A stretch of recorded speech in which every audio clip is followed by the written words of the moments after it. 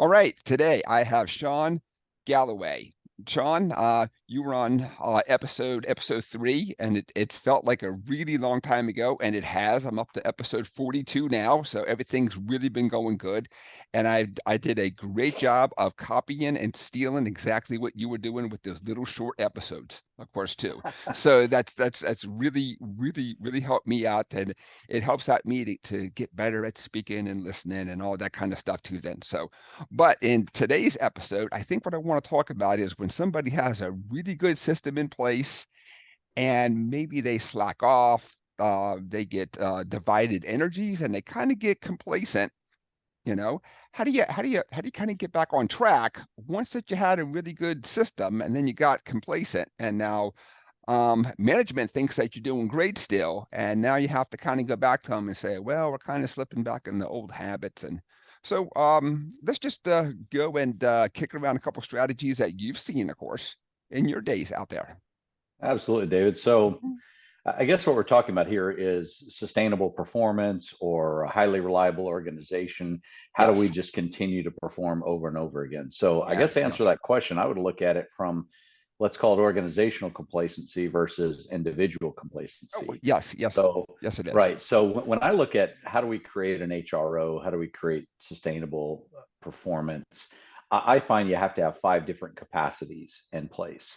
One is the system capacity.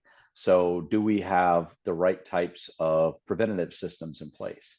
And I would even look at that and say, I have several clients, they measure their corrective actions against the hierarchy of controls. That's one of the ways to Oh, make very sure we feel good. confident against our system capacity, because we had a deviation, it resulted in an injury incident.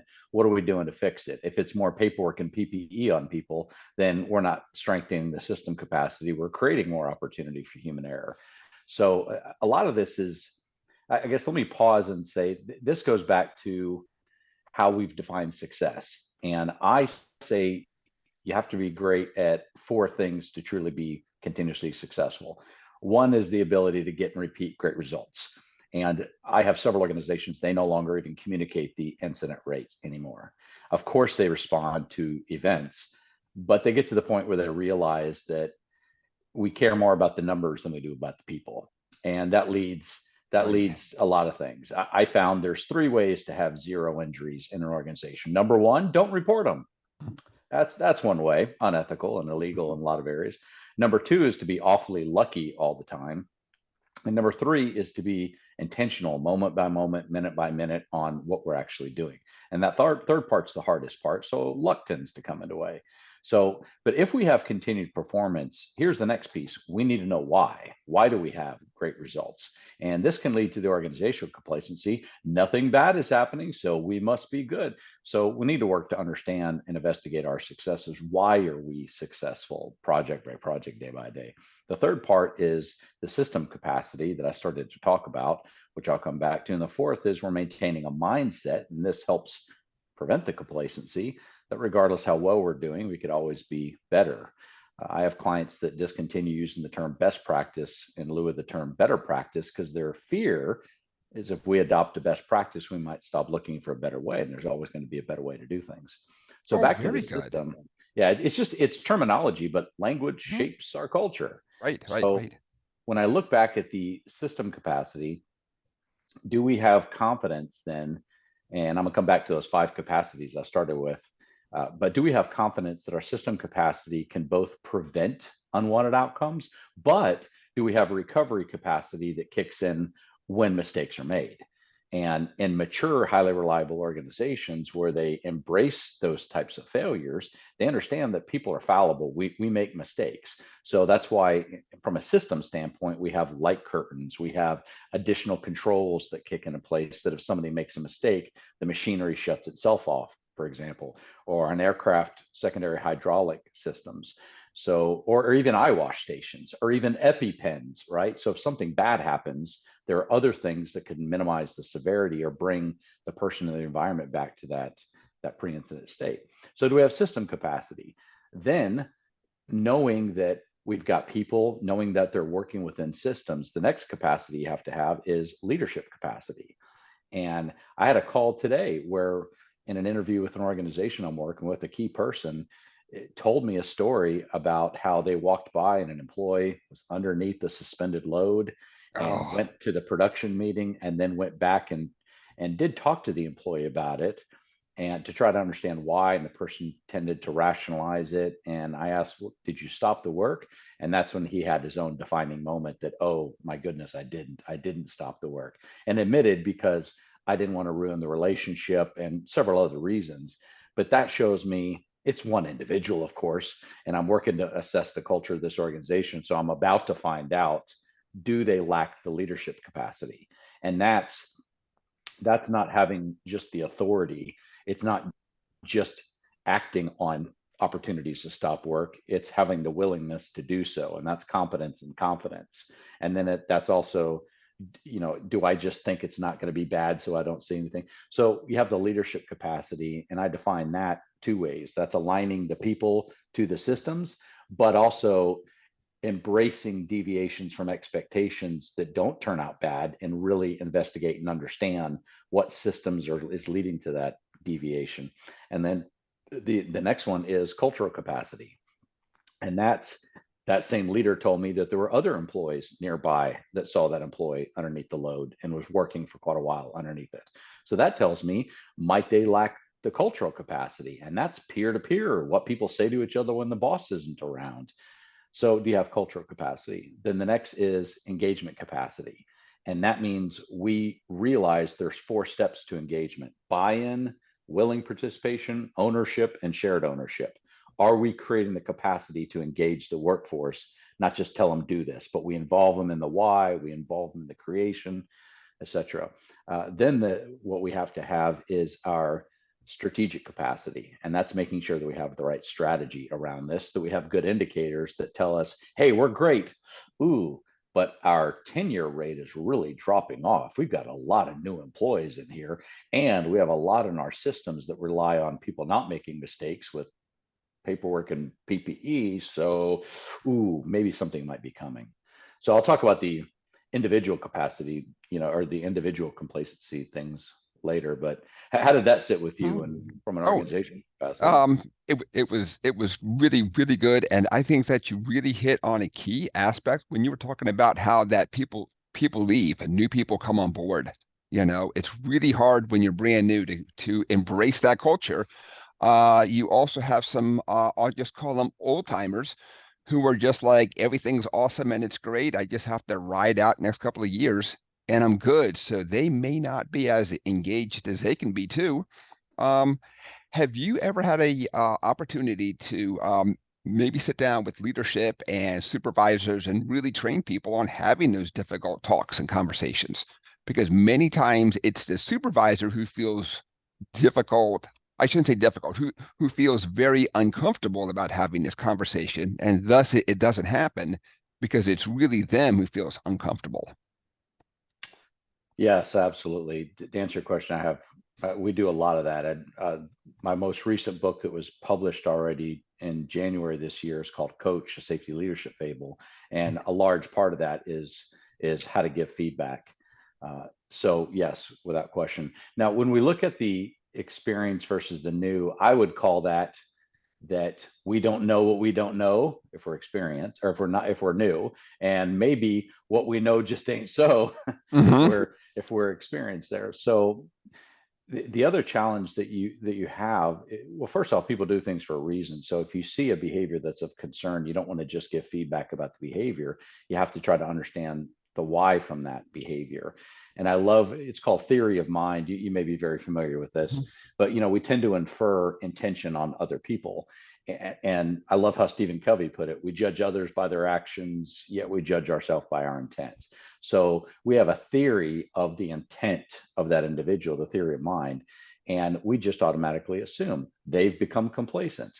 Well, there's a lot of things that lead to that. If you're experienced and that task you're performing presents a low probability risk, well, low probability risks fly under the radar of common sense and experience, which are the two most commonly used tools an older hand, a more experienced person uses. And common sense is sense about things that are common. It doesn't mean everyone has it, we would know walking on the edge of a couch blindfolded is really stupid. You could fall, but a new toddler that crawls on the edge of the couch will fall off because they haven't had that experience yet. So Right, it right. comes from experience. And if people don't have the experience, they can't call it common sense. Right, But if right, it's a right. low probability, those are things you could be doing all the time. And Mhm. then the reticular activating system kicks in and tends to push those things out because you've done it so many times, it's not risky. So we don't even see it anymore. On the other side, you train the reticular activating system to be much more aware of the stimuli you come in. You know that's risky until you've done it so many times and it flies under that radar. But yes, to answering the question of, we do a lot of work helping organizations know how to give feedback. But what we teach, there's 4 parts: familiarize, you got to know your people. And I'll come back to that one because I've got a good Mhm. example. Then it's focus, you got to know what you're coaching for. Feedback, how to have those conversations. Also, if they're doing everything right. And then facilitate, how do I address the reason for the performance, not just the performance itself. But in Mhm. knowing your people, and David, I see you doing something that's going on. I'm not going to just give you the feedback and hope you'll change your behavior. I want to know, maybe something's going on with you. I'll give you 2 examples. There was a supervisor of a line crew, so power delivery, energy delivery line crews, told me a story this summer when actually we were teaching coaching to the whole, all people leaders in the organization. And he said about 20 years ago, he was going through a pretty nasty divorce and his boss knew it. And his boss made the decision to pull him out of the bucket working on high Mhm. voltage Mhm. line, pull him out of the bucket for 3 weeks. And he said, during that time, I'm going to use his words, I was pissed, but I know now that he saved my life because I shouldn't have been doing that task when my mind wasn't in the game.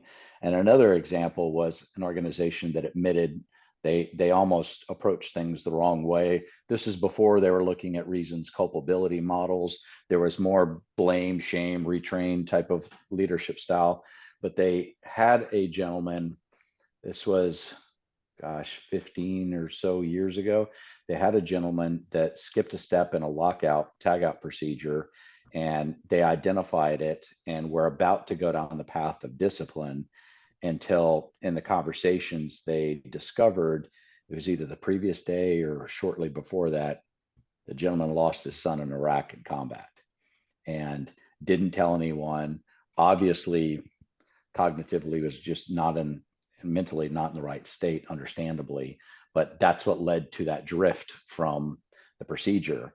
And we classify a lot of this as complacency and everything, but there's always reasons for it. And is it organizational reasons?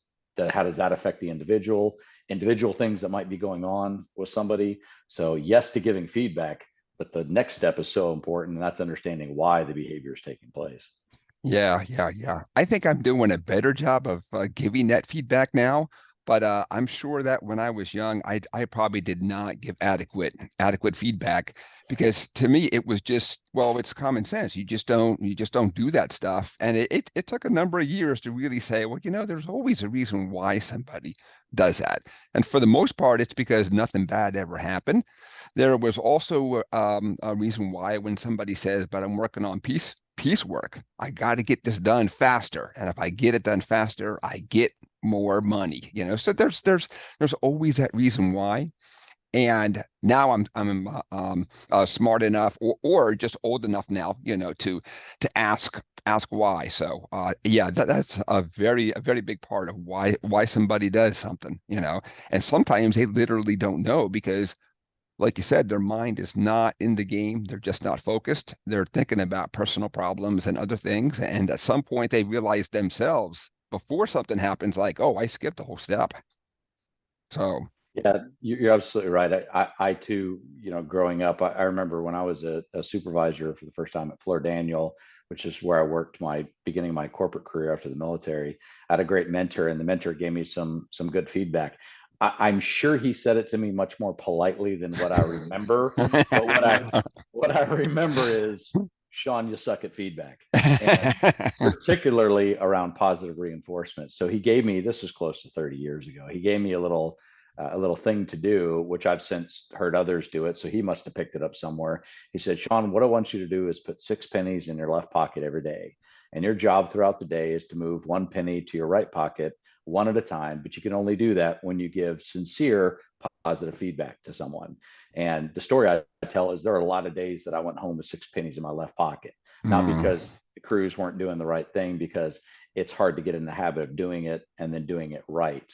But yeah, with it, we're also hardwired to manage by exception. So we tend to look for the things that are out of place and just address that without saying anything for all the positive stuff. So there's a lot of people that talk about the importance of positive reinforcement. But one I'd like to add to that, that I know you're familiar with, if you go back to the basics of the antecedents, behaviors, and consequence models, and then you look at what gives weight to consequences, the timing and the probability, unfortunately, human nature is there are a lot more positive, immediate, and certain consequences that encourage taking shortcuts. There's Mhm. a lot, the negative consequences are much more future and much more uncertain. So there's already a lot of things encouraging and influencing somebody to take a shortcut, because if it turns out bad, it's not going to happen immediately. It's not going to happen every single time unless it's so severe what they're doing. So that's where I work with leaders and remind them we have to offset that. That's why we have to give feedback, Mhm. especially for what you want, because there's a tremendous amount of energy in the universe that's encouraging what we don't want, and that's shortcuts. Right, right, right. And that feedback has to be as soon as you possibly can give it to. It can't be, hey, I saw something wrong, but I'm busy now. So stop by my office next Friday and we'll sit down and talk about it. It has to be right then and there. You know, and I think that makes it hard too for some people because they feel as if they're so rushed. They can really only talk about the negative and not about the positive, of course, too, at the same time. Yeah. And that's what was unfortunate about this story that I heard earlier today in an interview that I was conducting, that the individual saw that, went on to the production meeting, and then circled back around afterwards.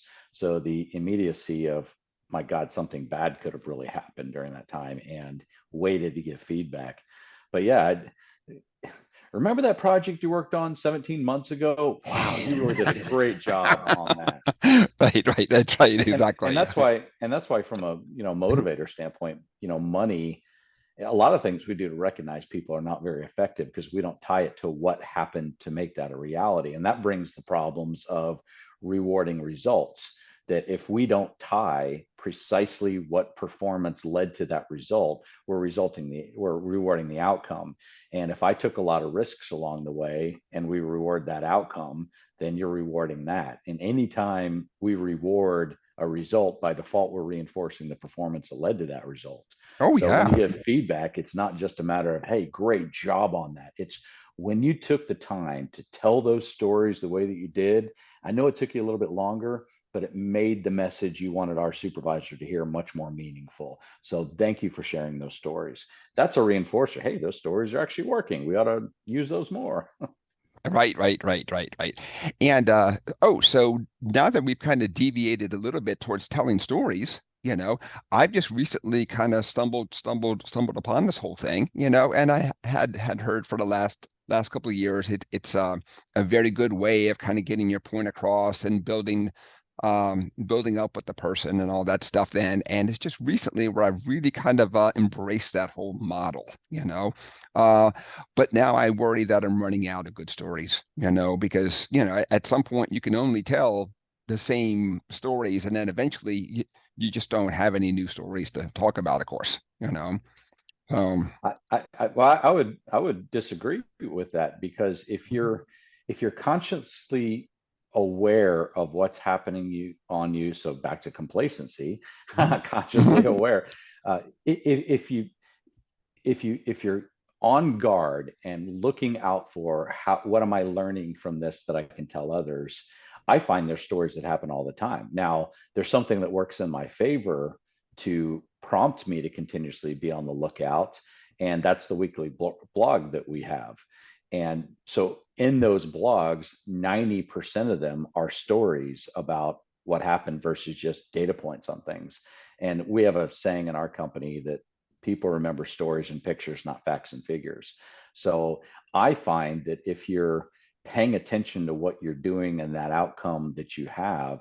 Okay, so what was that story? The other thing that I do is I keep a log of some of the really important stories that I know that have worked really well, but I'm always Oh, adding to that as well. And when I give keynotes, of course I prepare whatever the materials in are, but I also want to match the mood, the tone, the theme, whatever, what's going on in that audience. So it's relatable, people can connect to it. So I never know what my opening and closing stories are going to be. I have a catalog, if you will, but I would encourage maybe start holding yourself accountable to writing more. And when you do that, like a frequent blog, you have to be looking for stories, and then you realize, wow, they're all around us. yeah. I hadn't really thought about that. I had thought about my own stories and not I could steal them from others or the ones I read about from others and all that stuff. Then very, very good point. Very good point. Uh, yes, yes. So a little bit more about complacency. Um, a friend just recently, a couple weeks back, was telling me how they had a really good system in place, and then they got a lot of additional duty, so they tried to automate everything, and they gave the eyewash to the facilities department, and they gave all these different tasks around and all that. And then when they finally went back and followed up, they found it really wasn't being done because just like everything, they hadn't thought about how busy people already were. They were just focused on getting that stuff off of their plate. And if you don't have that good buy-in, everybody just sees it as something else that I have to do then. So that makes it really hard when you think you have a system set up, you're depending on others. And then of course when you finally go back and audit your own system, you find out it really is not that good. Yeah, George Bernard Shaw, the Irish playwright, said the single biggest problem in communication is the illusion that it's taken place. I Yeah, I yeah, told yes. them it's their responsibility. Why isn't they don't know? Okay, so I would answer. I have a model that I use that's called the 5 reasons for undesirable performance. So let's call Mhm. this they're not engaged, they're not owning these responsibilities. Well, there are 5 reasons I find, and there's a bell curve of distribution, obviously. Number one, some people are unwilling. They're just that they may have said, yeah, sure, David, I'll take care of it, but they're really not willing to, so that's going to work against it. Number two, they're unaware. So they may be unaware of what it's going to take to actually make that a reality. Or maybe we tend to do a much better job aligning other humans to our results expectations than we do our behavioral expectations. So they may be aware of what the result is, but not what it's going to take to make that result a reality. So unaware. Right. Number three, they're unable. So they may not have the technical acumen, they may not have the leadership acumen, they may not have the acumen to do what we need them to or the competencies. The next is they're unaccountable. And I use the term proactive accountability because it better defines what accountability is. Because in a lot of companies, it's we didn't get the results we wanted, banging fist on table. Real accountability, and this goes to the point of making sure they're doing it. Real accountability is making sure people are doing the things necessary to get the results before checking how did it all turn out. So there's a result side to accountability, and there's a positive feedback and a expressing concern feedback on both of that. And then the last is it's just completely unlike the culture. So you've swooped in, squawked a lot, dumped on them, and then left, and the culture is just not something that they view as a priority or important. But if we're asking other people to do this, we need to evolve as safety professionals. And the evolution that we refer to it, and this is more evolution of how the safety professional should be perceived than who they need to be, because all three are wildly important. We need grunts. That's what we call them. That's the Mhm. administrative, the busy work, the filling out the logs, all of that type of stuff. The next level of how the professional is perceived is the guardian. And that's where they're helping others take ownership of the programs, getting it off their plate and onto their plate, but realizing offsetting isn't going to make it happen. We need to be monitoring. We need to be giving feedback if they're not. We need to be working. How do we build up their confidence and competence to take on to that? And then the final step in evolution of how we should be perceived is the guru. That's the strategic trusted advisor. Like general counsel doesn't run the operations, but they're there to make sure the right decisions are being made and the wrong decisions aren't. So we need to view Right. that. But if we're offsetting for responsibility, this goes to, are we really clear? When you look at what leads people to resist taking on that responsibility, number one, they don't understand it. So we haven't effectively communicated the why. Stories can be helpful here. We haven't communicated the why. Number two, they don't like it. Or number three, they don't like the person bringing it. And that has to do with trust. We haven't established trust with that individual. But going into the buy-in piece, I don't believe we can ask a leader or an employee to buy into something until we've given them the opportunity to weigh in on that something. Because there's a huge difference when it comes to supporting taking ownership and acting on a request. There's a huge difference when somebody thinks, I don't like it and I don't get it, versus if they think, I don't like it, but I get it. At least we have grudging compliance, Mhm. but we're not creating resistance to change if we're helping them understand the why, making sure they have the capabilities. And some of that may be taking something off of their plate to be able to take it on. And that goes to that coach book that I wrote, that supervisor who we want often to take some responsibility of some of these things. They're the most undertrained, under-resourced, and underutilized person in any environment most of the time. Yet we put so much responsibility on them, more and more and more. We're not taking anything Mhm. off their plate. So the most effective role of having ownership, giving feedback, being present on the floor or in the field, how can they when you didn't take something off your plate as the only one? HR did, quality did, DE&I did. All of these other things are being put on people, and we're not taking anything off. So Mhm. it's no wonder they're not taking acceptance of Right, it. right, Hold on. right, right. Exactly. Well, so Shawn, it looks like we're just about bumping up to the end of the episode here. Let's spend just a couple seconds. So what I have just for me to take notes. I need to go back and work on my coaching. I need to go back and come up with a list of stories, and I really like that proactive accountability. I really like that word. I want to see if I can do everything I can to steal it, and I'll probably give you a little bit of credit when I think about it, of course, at the same time. But let's sit down and talk about, you talked about how that you have a blog that's out there, and how can people go out and connect with you? I'm on all the platforms. I'm on Facebook, Instagram, LinkedIn, Twitter. I'm on all of those main ones. You can find me there. You can Mhm. subscribe on our website. You can find me on Amazon as well. My seventh book will come out in May of 23, so next month in a few weeks, called The Bridge to Excellence: Building Capacity for Sustainable Performance. So you can find me anywhere, and I certainly welcome anyone to connect, and let's Mhm. have some conversation, see how we can shape performance. That is great, Sean. You have almost 7 books. That is awesome, bud. Very Thank good. you very much. Very good. So, okay, let's go ahead there and call it. We'll call it quits then. And I want to, if you could just stick around for a couple seconds after, let's kind of kick around some alternate dates and come up with another episode for you. So, That sounds episode good. number 42, Shawn Galloway. Everybody, have a safe day.